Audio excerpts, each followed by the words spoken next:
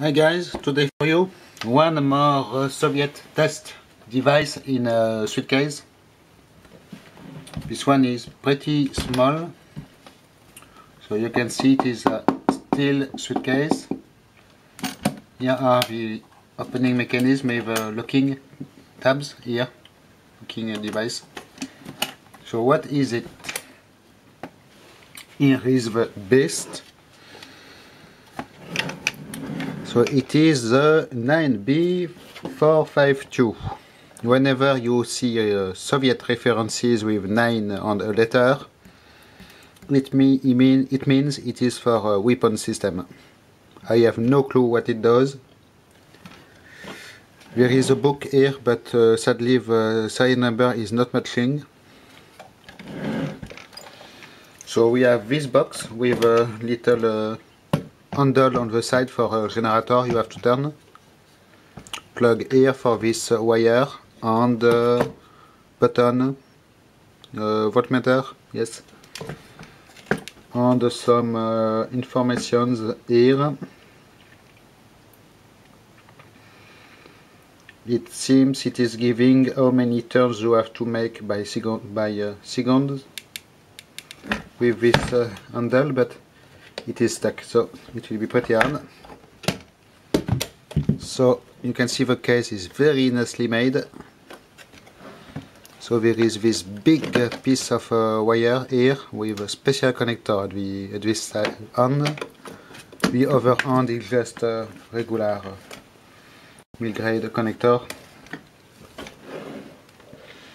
So first we will have a look at the book.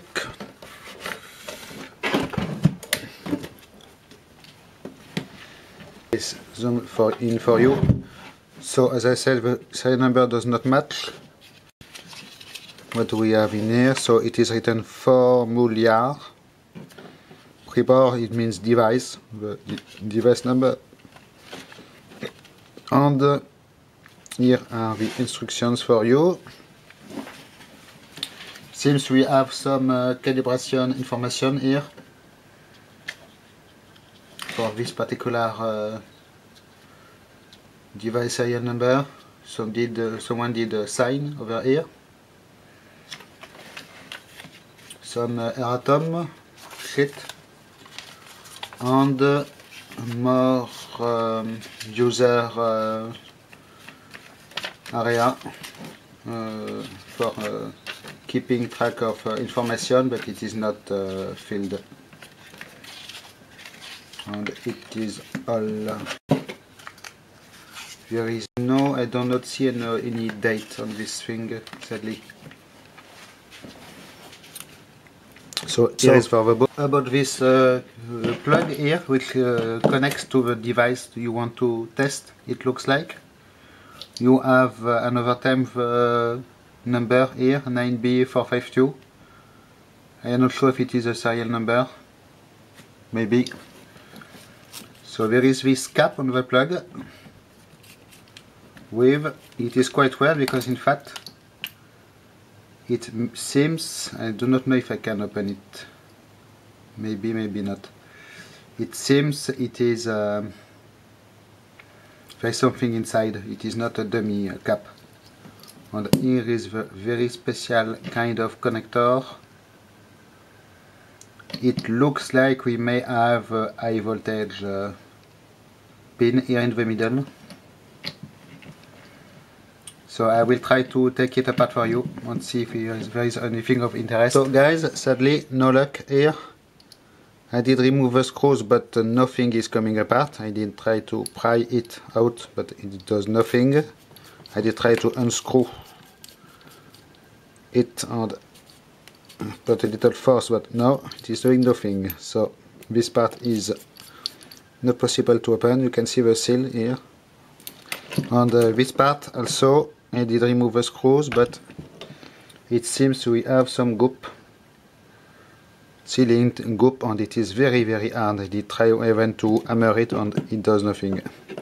It is completely glued in place. You can see here the proof that the thing is completely filled with white goop. So it is pretty watertight, it seems, and we cannot open it. Okay, so we will have a look at the main unit. It will be more interesting. So, now the main unit. So the construction quality of this thing is pretty incredible. It is very strong, and it seems to be completely watertight. You can see a big piece of rubber seal here sticking out from this shaded armored glass on the voltmeter. The voltmeter goes up to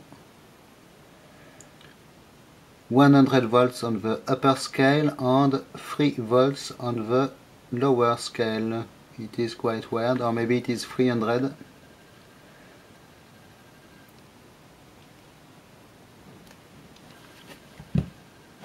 So here is the close-up on the instructions for you, if someone can translate maybe.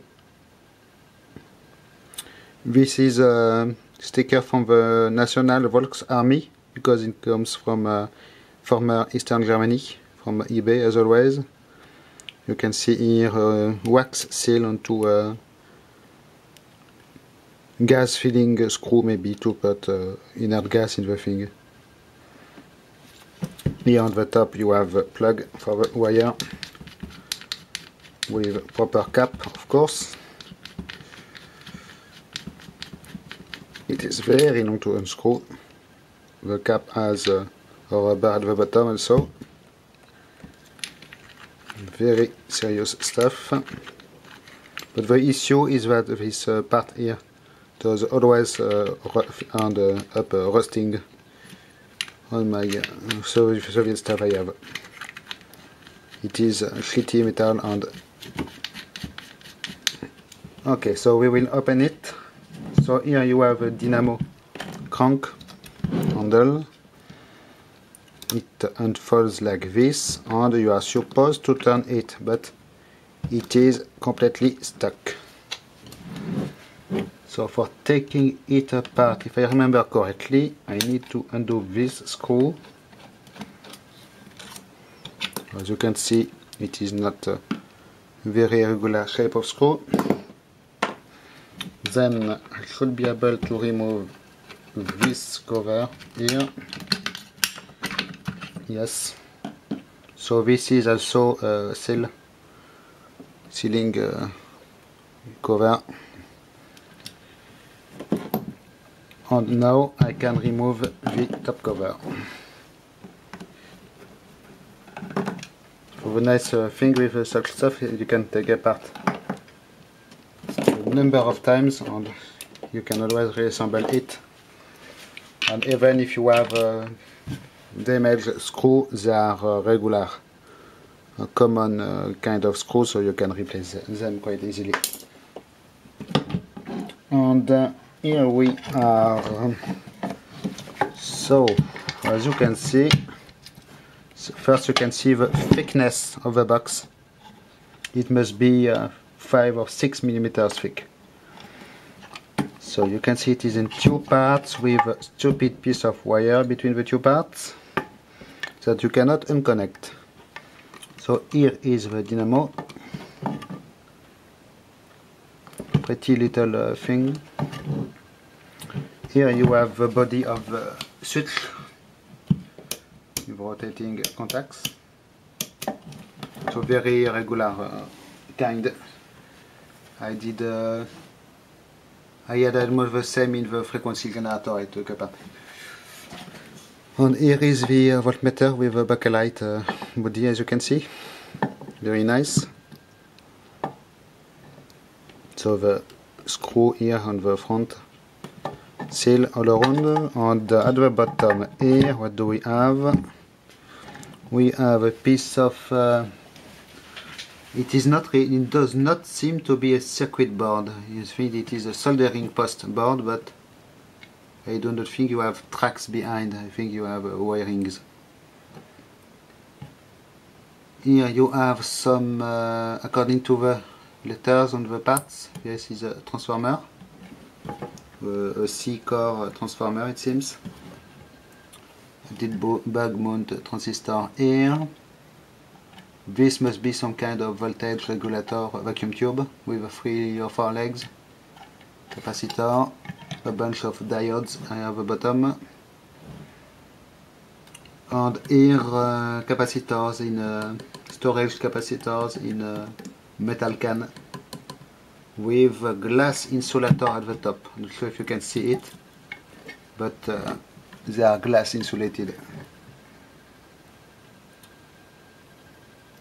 They are rated 300 volts, I can see at the bottom there, and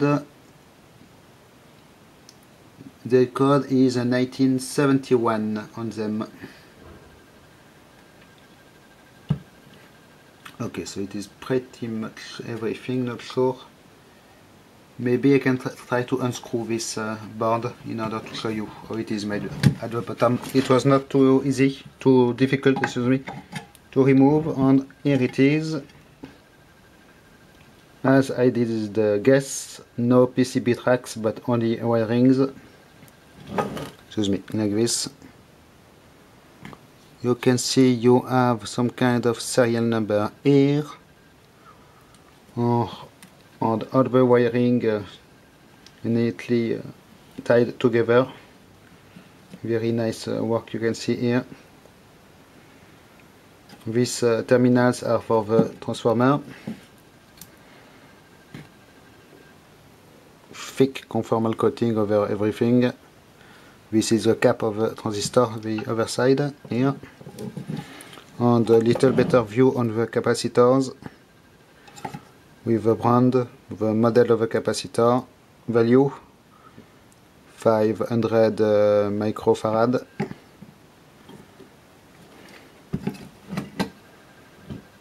So this one is rated 12 volts, but the other ones, this one is 30 volts. It is quite weird. You can see all the component numbers handwritten everywhere. There also, so for sure it has been a lot of work to put such a thing together all by hand. But in former Soviet Union, work was real value, so they were not afraid to make people work, even if it is for writing numbers and stuff. Okay, so here we are for this thing. I have so maybe some googling may give some information about what it does exactly, but as it is related to weapons equipment, maybe it will not be very easy to find. It must be for testing some missile setup or something like this. So here, last thing, here you have what seems to be a precision wound resistor. I did not see it, with a serial number on it. Can you see it? Yes. And look at this, guys, it is pretty amazing. There is a piece of rubber here, and it is still good. I did not put it myself, it is original rubber, and it is still decent.